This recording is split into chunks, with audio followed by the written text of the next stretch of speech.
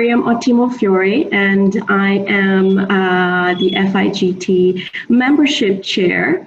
And today I'm really excited to be having a talk with Florence, who is also part of our social media team on FIGT. And we are really excited to be talking about how we keep traditions and rituals alive and going well in our respective multicultural families. So we're going to go ahead and introduce ourselves first to you. So Florence, please go ahead and tell everyone who you are. Good evening, Mariam. Yes, so I'm Florence, and I was adopted, actually. I'm an international adoptee. So I was born in Sri Lanka. It's our 8th move. So we've been living in the Middle East for 10 years. And I have 3 little girls born in Dubai. And I'm an interculturalist and a TCK trainer, and helping expat families worldwide. Oh, lovely. Thank you, Florence. I know we had a chance to meet at FIGT and realized there's so much in common. And I love that you mentioned your adoptee background as well, since I think that is so crucial in terms of how do you keep all your cultures alive now with your own girls as you raise them throughout the world. For those of you who don't know me, my name is Mariam Ottimofiore. I am Pakistani. I grew up in Bahrain, New York City, and in Karachi. And then I left home when I was 19 to study abroad. And so I joke, I started moving for my father's career, then I moved for my own studies and my own career, and I currently move for my husband's career. So lots of moving, and that prompted me to write a blog called And Then We Moved To.com, which talks about expat life and raising multicultural, multilingual children all around the world. So I'm married to a German and Italian man, and together we have had our first child in Singapore and our second child in Dubai, and we are currently raising them in Accra, Ghana, which is where I'm sitting right now. So it's definitely a challenge to keep all our cultural identities alive and going, and trying to navigate ourselves through living, multiculturally and multilingually while on the move. So that's also the topic of my book. I write about it in This Messy Mobile Life, where I actually help other families to figure out what their identity is and how to keep their story going. So I think we are both pretty passionate about this topic. And I guess we can go ahead and introduce, maybe talk a little bit more about our families. Would you like to go first, Florence? Yes, I think it's really awesome, and I'm so happy to have this talk with you today, because we actually both created tools to help expat families. So of course you have the mola, and on my side, because I'm French, you can hear from my accent, and I love food. So I created the burger to help explain to children that when they actually move from a country to another country, they don't lose anything. They just add ingredients to their burgers. And that's, I think, what I'm trying to teach my daughters from a very young age, that even if we are moving, we just take everything that we learned in this new country and just bring the best of it in the other country.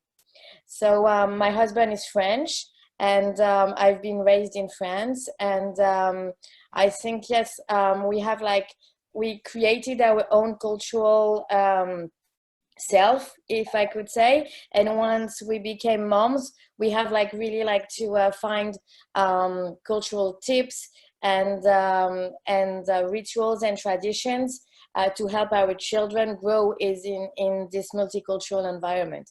So for you, Mariam, I know you have so many rituals and traditions you need to put in place. For me, it's a bit more easy because it's from French and Middle East and other countries we lived in.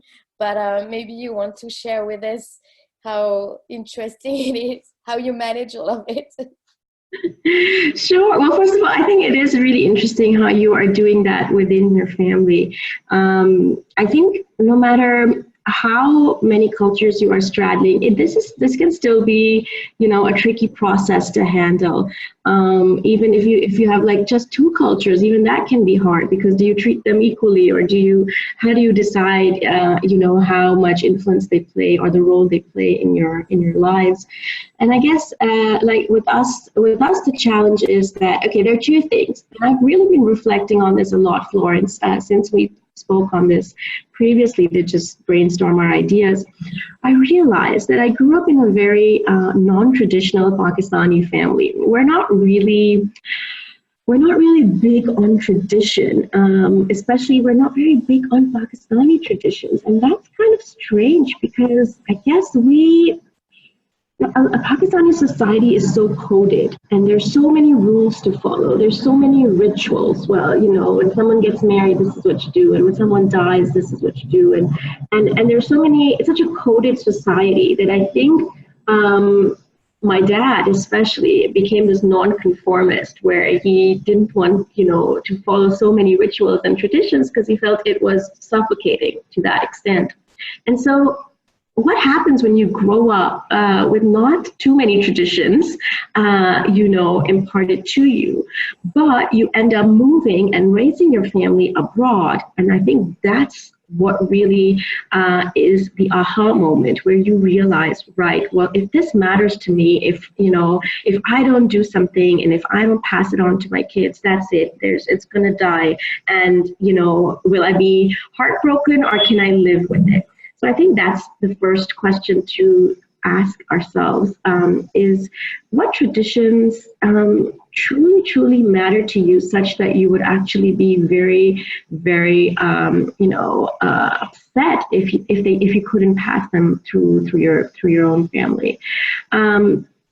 And I think the second challenge, which you were alluding to, is that we have so many cultures in our family, and we keep moving and we keep adding things. So we have what I call this pick and mix, adopt a sort of strategy, where we're constantly picking, constantly mixing, constantly blending cultures.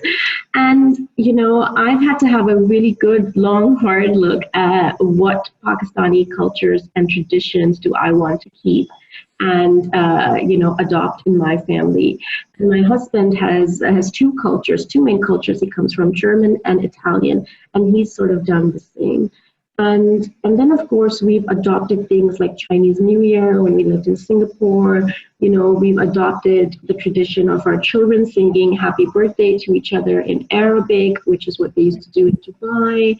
And you're Dubai, living in Dubai, that, you sing happy birthday in Arabic. That's a pretty big part of living in Dubai, and kids who grow up in Dubai, do that. So it's an important tradition for us, and we're still continuing that even here in Ghana. Ironically, we're more like gung-ho about singing happy birthday in Arabic than we are in German or Urdu, because we never really, we do that, but Arabic means something special to the kids, so that's something important to keep alive. So I think the more cultures you add, the trickier it gets. But as I explained in this Messy Mobile Life, I use the concept and a metaphor of a mola, which is a shirt. And I liken your cultures to being the fabric of your mola. And I say, you do have to mix your cultures. And not all of them have to be equal. Not all of them have to, it's very, much okay to have one more dominant than the other. But you need to have those conversations in your family. You need to sit down and decide, what are your family values? What traditions do you keep? And how do you stitch this tapestry together? And I think it's what we were also discussing, is as we create our own families on the move, like what are the values we want our children to have as well. So I think, yeah, and actually I was just thinking it's National Day in Dubai today. I know. So we might have a little song tonight. Yes, the 2nd of December. I know, and that's such a precious memory. That was one of our favorite holidays, actually, living in Dubai. Yeah. So indeed, yes. Like what would be like for us, for example, of course, food is so important. So we try, and as your children, they never like really lived in Germany or never lived in Italy or Pakistan. So we try like for them to continue to have like, you know, food. So of course, like yesterday it was Saint Florence, so we tried to celebrate this. So we celebrated winter is here, kind of. Oh, bless you. We celebrated it with a cheese fondue, for example. So we try like to have like things from our country that we want to keep and have the girls know about it. And I think from a young age, this could go through it. Like my mom is Italian, so for example, they love like to have a pasta as well. But we do it like with my grandmother recipe. So we try, you know, like to find ways for them to continue to have this sense of identity also, because I think traditions and ritual really help them to grow and really help them to grow their own identity in this whole world that is actually their own playground, because they're moving all the time. True. That's very, very true. And I love that you bring up the role that food plays in helping build identity. I completely agree, Florence, and we do the same, where we are, you know, making sure our kids are familiar and love to eat our food from the different places we are from. The food is one of the most visceral experiences, and even today, if you think about it, you associate memories with food you grew up eating as a child. And so I think food is a great way to help children form that connection to their you know, cultures and different traditions. So we do the same. We, you know, are cooking Pakistani food for special occasions like Eid, making sheer, which is like a rice pudding to celebrate the end of the month of fasting, and similarly, we're doing we make lots of Italian food, so we're very much our cultures are very evident in what we are eating every single day. And I think food has been really, really great. And one thing that also was very interesting for me is that sometimes we have the same food, even though my husband and I come from different corners of the world. But, you know, in Italian culture, they eat a lot of rice. And in Pakistani culture, we also eat a lot of rice. But it's so funny that I really had that epiphany where I realized that even though it's rice and it's the same ingredient, but we both have such different expectations from what it should look like and taste like.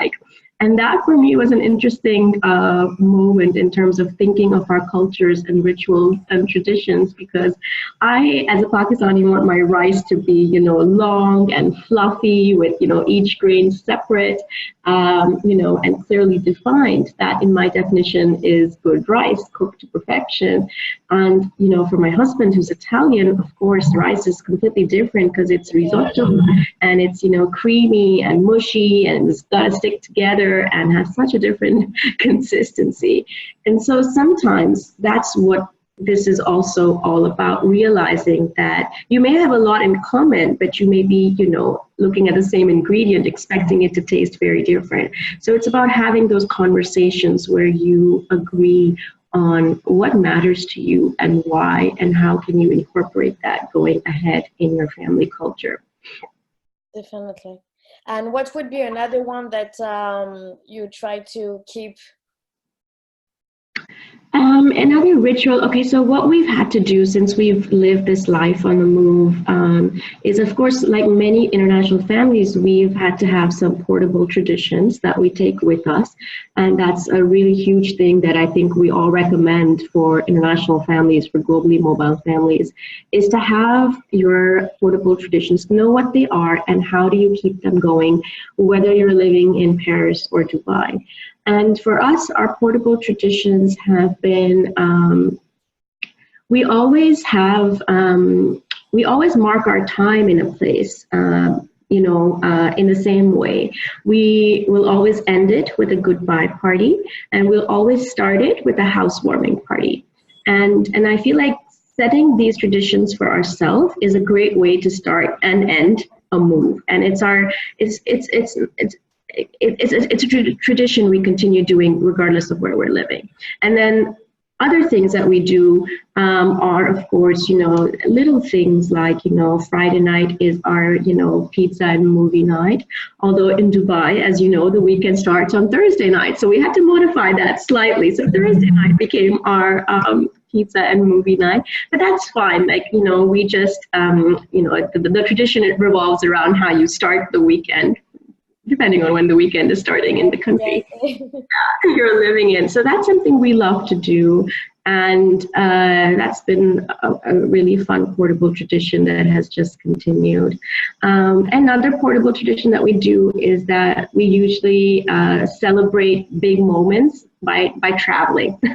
So we're much less about giving actual tangible gifts, and we're much more about sharing experience and traveling.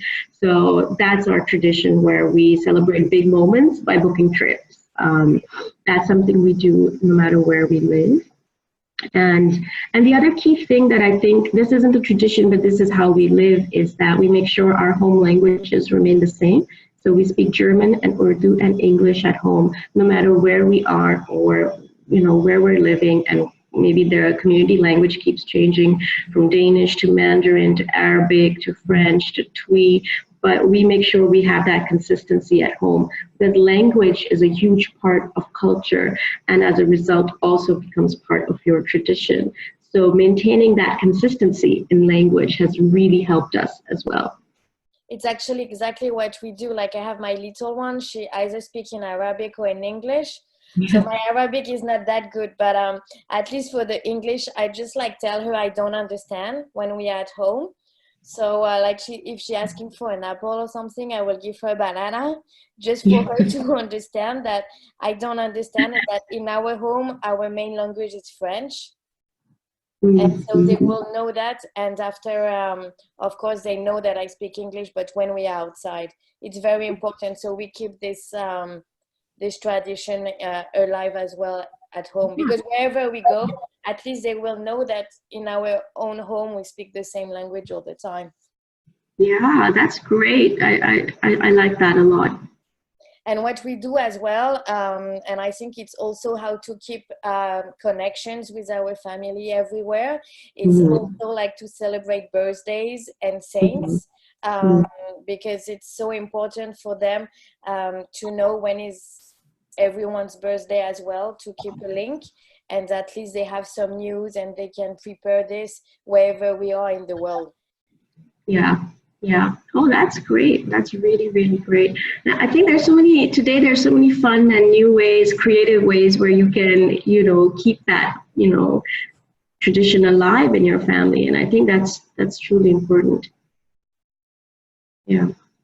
And what would be one of the, I know for us, I mean, in Dubai, one that is quite tricky, and even in Saudi, is the fact that, for example, we cannot find a real Christmas tree, because it makes no sense. How did you guys do that in Saudi Arabia? I guess Dubai must have been easier, but what did you do in Saudi Arabia? It's tricky. So we took our plastic Christmas tree from Dubai to Saudi, because I mean, even for the girls, it's important for them to know that living in the desert, we cannot really go and cut a Christmas tree. So it's okay, we have our own, but we keep our tradition, the Advent calendar are just everywhere in the house right now. But we try to keep those traditions, even if we are in a Muslim country and where it's not that easy to keep them. So it's important indeed, yes, to keep the Advent calendar, to keep, of course, the Christmas tree, to try, in our case, to have prayers also to prepare them to Christmas. And it's a bit the same, if we were preparing them to Eid. They know this from school and they prepare it with their Muslim friends. But I think it's also important for us to keep this, and it's kind of an obstacle somehow in a Muslim country, to have the nativity. You don't find Joseph or Mary that easily in Saudi, I would say. So I can imagine that might be a problem. Yeah, that's really interesting. So sometimes you may be living in a place where it's not possible to keep your traditions, or maybe it's a bit more challenging. And what do you do then? We haven't lived in such a place where it's been difficult to do that. So it was very interesting that you brought up your Saudi Arabia experience, Florence. We've been quite lucky, I would say, to have lived in rather international, diverse cities where it's more the norm that you celebrate different things.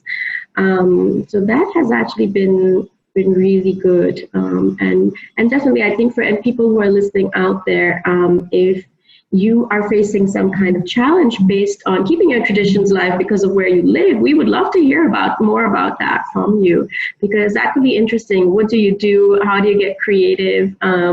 Do you get your Christmas tree from Dubai like Florence and then take it with you, or how do you do that? So I think that's a really interesting thing to also hear from other families, because I'm sure a lot of other families have faced that challenge. Speaking of challenges, Florence, one thing that was a huge challenge for me, I don't know if it was the same for you, was figuring out not just which traditions to keep, but which traditions to let go. What do you continue to do, and how, and what are some of the things that you let go? And I know I've spoken to many friends, like I've spoken to many American friends who have let go, celebrating Valentine's Day or celebrating, other, really commercial holidays, which maybe don't make sense when you take them out of that environment and put them in, Norway or Denmark or, other places. And so this has definitely been my struggle, is to decide what do I keep and what do I let go. And I think moving abroad and living abroad gives us all the freedom to decide this for ourselves, because our environment is no longer dictating what everyone's doing, and you can suddenly choose what makes sense to you and what you'd like to do. I'll be very honest and share that I've made some decisions which sound very controversial to people back home in my home country of Pakistan. But these things just didn't make sense to me, so I never did them. And I'm not planning on doing them again either. And they can be little things like we have this tradition, and we have a ritual that when a baby is born, you're supposed to shave the baby's head. Take off all the hair, and there's some, loose idea as to that it would make the hair look better, and this is what you're supposed to do in the Muslim faith and the Muslim culture. I don't know, I just never did it. And I just don't see the value of making my child go bald, because I just didn't see that it just didn't make any sense to me. It was just one more thing for me to do. And my children were born with thick, luscious hair. And I said, I don't need their hair to be any more thicker than this. So it's fine. That's not a tradition I continued. We have another tradition where the first sound that the child hears is preferably the sound of prayer, the call of prayer that you hear. The azan is what we call it in Arabic and Urdu as well. And I said, okay, this might be tricky. It wasn't possible to do it with my first child, but with my second child, who was born in Dubai, it was possible to do it because we were living in a Muslim country. So I said, okay, it's not very important to me, but if I have the option, sure, why not? So those are some of the questions that multicultural families grapple with. What do you keep? What do you let go? And then there are several other things that I've let go, for instance, which is a hard decision, but I think equally part of this equation. So I don't know. I'm going to stop here and ask you if you also have experienced a similar challenge in which rituals do you keep and which do you let go? Actually, as you said, I think the beauty of being expat moms is that we can pick and choose, basically. Yeah. And we also have to be honest, as working moms, if we were keeping all our rituals from the 8 or 9 countries we lived in, we will be celebrating every day, right? So we have all the same time, and I think we have to choose. Basically, that would be the advice.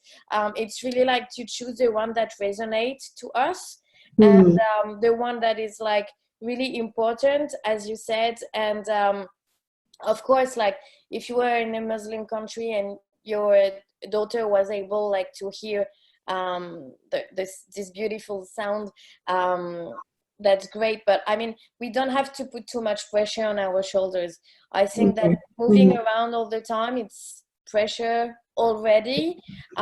We all try to do our best, and I think it's also the message of FIGT is like, you know, like we do our best and we connect with other people living the same things. So Yeah. it's just for us to know that, okay. And also it can change during our expat lifetime, you know. Maybe like, for example, we do a lot of Halloween because it's commercial, and of course the girls like to go and do trick or treat because of the sweets. But Yeah. maybe when we'll move to another country, they will get older, and this celebration won't be that important anymore for them. So I think we just like need to go with the flow as well. Mm. um, because as you said, we don't have like the family above, I would say, that are here to say, oh no, you have to do this and this, and this is how we've been doing, you know, for so long. I think Yeah. we can really pick up and choose. You're gonna think like I'm always into food, but what is really important, I think, for me, is also something that I learned, is that something where we can, as you said, you know, like we love to travel, and being in Dubai, it's so easy because it's a hub. But it's also like small things that the girls can do, like cooking together, experience that we can do together. So I think those rituals are important to keep, because it's like a family moment as well Mm. that we can share. And for me as well, I'm a lot into brain gym, like to help the children, like wherever they go, in each and every country, to help them with like tools, to concentrate more, to use basically their brain much more, because we don't use our brain as much as we should or could. And it's something that we try like to keep as well, but this is a tool that I started to use not long ago. So maybe, you know, like it's really like changing depending on also what we learn and what we want our kids to learn also from us as a family. Absolutely. That's a really, really good point. And you're absolutely right. I mean, I'm in my ninth country at the moment, and you do reach a point where you can't do everything, right? You Yeah, really need to figure out what makes the most sense to you and how do you keep that going. So these are really important questions that every family should ask. And I think I'll just build on to your point, Florence, and say that I think each family should be crystal clear about what their core values are, what do they stand for, and all that will help translate and help you pick the traditions you want to keep alive that are in line with who you are and what you practice. I think that could maybe help you in going through this process, right?